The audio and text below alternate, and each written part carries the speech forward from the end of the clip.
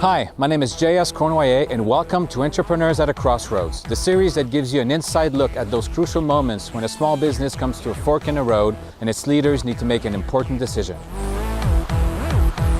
Today, we're visiting with Evans Consoles. This Calgary-based company builds custom furniture for command and control centers for NASA, the FBI, airports, and corporations worldwide. But a decade ago, Evans was in crisis mode. We'll find out how new ownership and a new strategy not only helped the business, it helped it take off to new heights. Let's go check it out.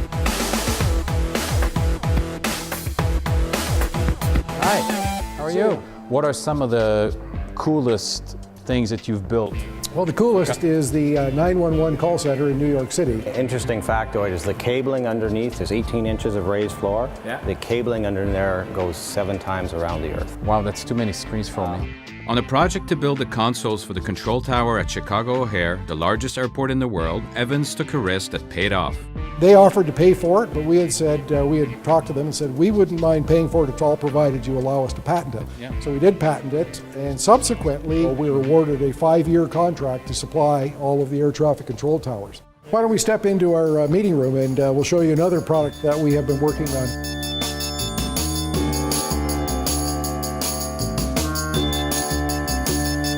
I think I've seen that table in movies, spy movies. Some of our stuff has shown up on TV sets. This would be a version of what often military uses. They call it a situation room, or where stuff happens and everybody's got to get around. How did you guys get into this business? How does one decide to start a console business?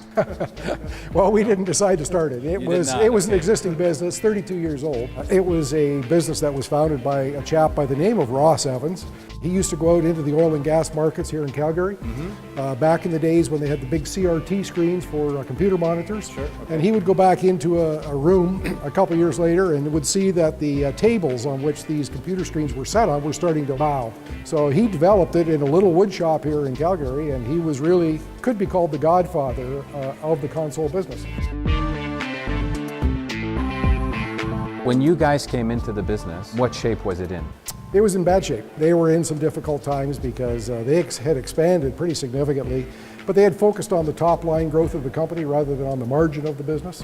And as a result, the overhead structures were excessively high. In reality, they lost their way.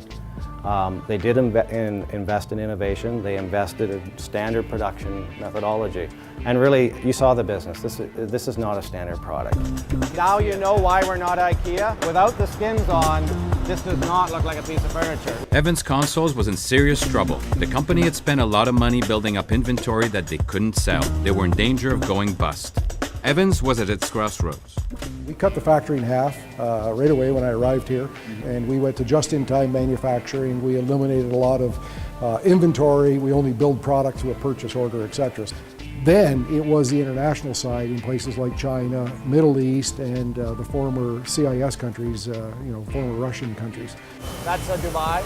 How does a Canadian company in Calgary gets business from the U.S. government? Right. How do you pull that off? So we hire people who come out of the Department of Defense or out of other agencies who have clearances and have the ability to go back in. They speak the language, they know all the acronyms, and by working with the end user, what their needs are, we're able to get the product requirements built around our specifications. It's not like we're waving a big Canadian flag when we walk into China. They want the owners to occasionally show up, but the employees are Chinese. We behave like a multinational. We're like a General Electric, but really, really small.